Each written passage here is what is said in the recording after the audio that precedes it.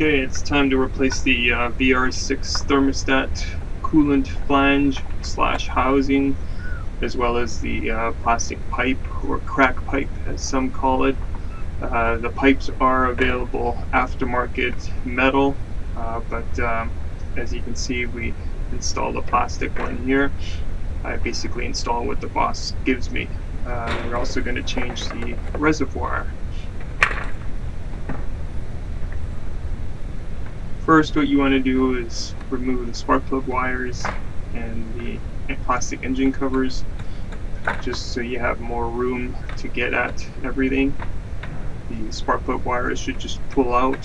I use a little metal hook to grab the handles of the spark plug connectors to pull them up. Disconnect all the leads from the plastic, and then set the wires aside.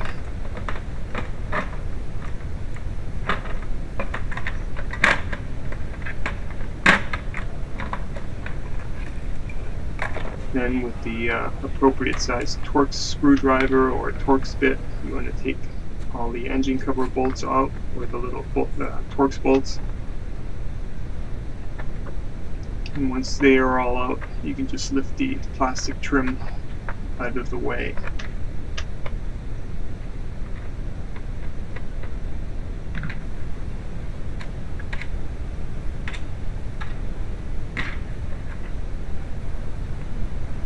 Next, what you want to do, or at least what I do, is I take the battery out. As with anything, the more room you have, the easier it is to work in. And with the battery out of the way, you've got lots of access to that thermostat housing.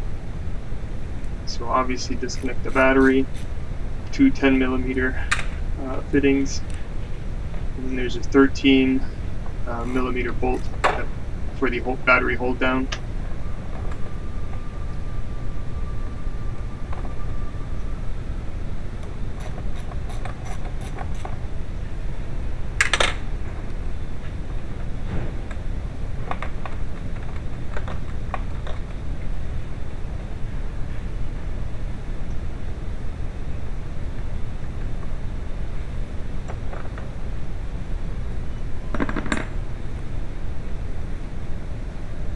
Batteries are pretty heavy, so be careful when you lift it.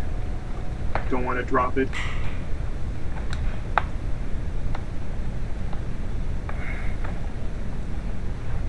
And being a sealed battery, don't worry about tilting it excessively, in case you're worried about fluid coming out. Just grab it, tilt it, and lift it.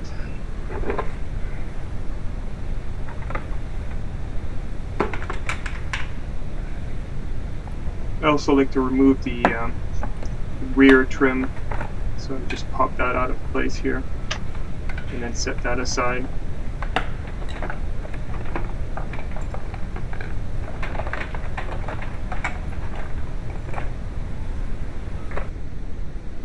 Now you can use a 5mm Allen to remove the 4 bolts for the ignition coil. Once those bolts are out or loose or removed, you can set the ignition coil and spark plugs as an assembly just aside, just on top of the motor.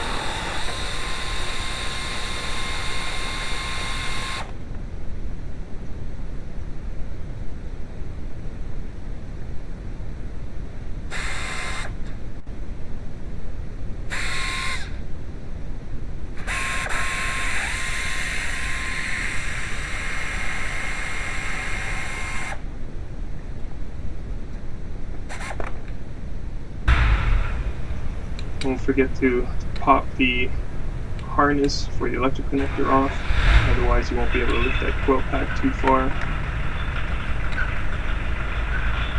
Unplug the coil pack and just slide it out. Of course, I forgot to remove some bolts. They're all loose, but the secondary air pump tubing is attached to the bracket, so fully remove those bolts. And the assembly should be loose enough to set aside.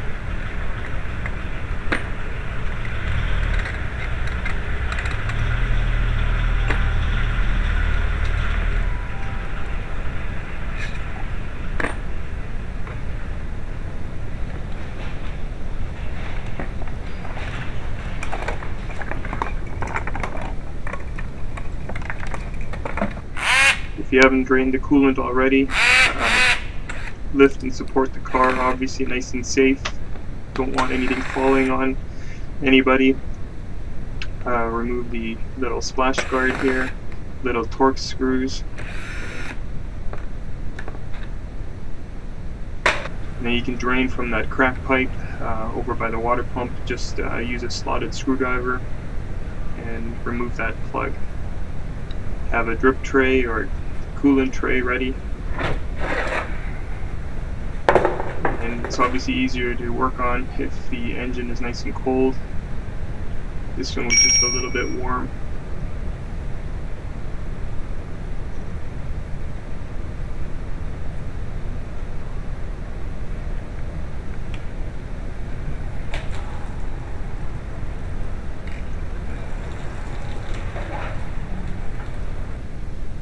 Back on top, it's time to start disconnecting anything and everything that's attached to the coolant flange / thermostat housing. Obviously you're not going to be able to see exactly what I'm doing, but shouldn't be of an issue, because when you work on your own car, you'll obviously be able to see everything that needs to be removed. So again, just basically hose clamps, wiring harness connectors, anything that's attached to the thermostat flange, and obviously you'll see what is attached that you need to remove.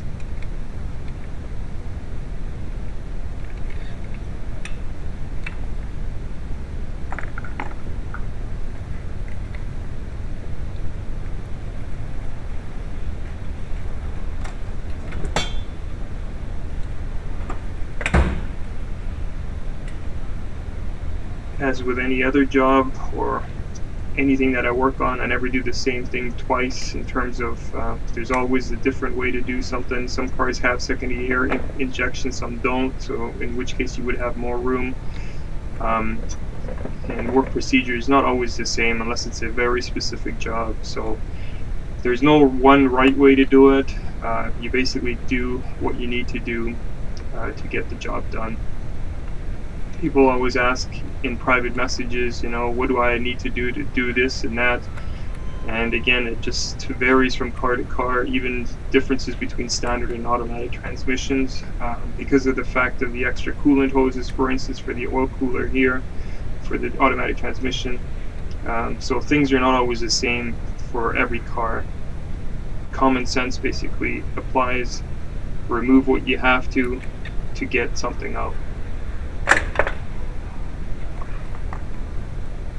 The key is to remember what was where, you know, and take your time, don't rush it. Plastic fittings like to break, so you don't want to break stuff that's not part of what you're working on, because then obviously you've got more downtime, you gotta order more parts.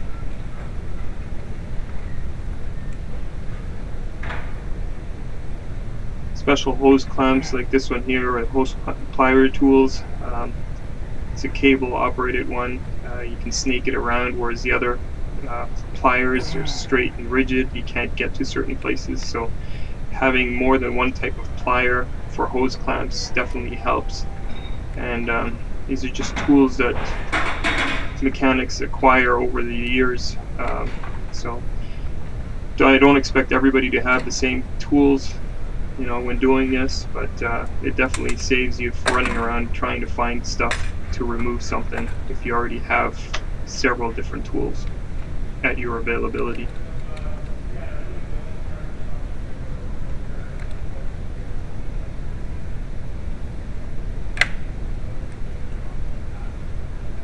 I hope my play-by-play isn't distracting anybody or getting on anybody's nerves. I figured let's try this, see what happens. If you guys don't want me to talk over the videos, I'll obviously stop. I just figured this way I can explain stuff rather than put everything in annotations and have everybody need to read while watching a video. So now we're getting close to removing the last hoses, and I believe the temperature sensor is the last thing here that needs to be disconnected. Again, you would notice that yourself as well once you start to wiggle that thermostat housing and it's caught up on something. As with anything, don't ever force anything unless you're absolutely sure you can apply X amount of force without breaking anything else. Again, the plastic pipe I'm replacing, so even if that were to break right now, I don't care. I have a new one ready to go. Those plastic pipes don't need to be replaced at the same time, but it does make sense to replace it at this point simply because of the same age as the thermostat flange. I've had it before where you just replace the thermostat flange and then a little while later the plastic pipe starts to leak at the O-ring by the water pump. So it's just like doing a timing belt and water pump job. You want to do the water pump at the same time to avoid having to go back in there later on.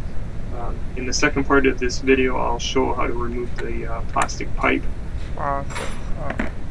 And then there will probably be a third part for installation of everything else, or everything back into the car.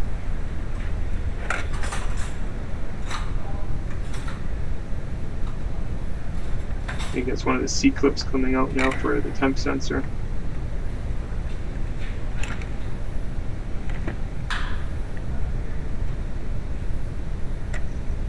Popping the temp sensor out. There's an O-ring that's already fallen apart. Got a good lock for that.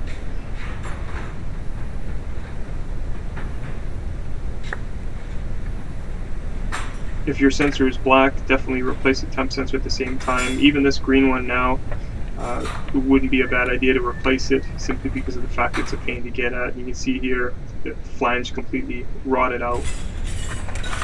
Very common.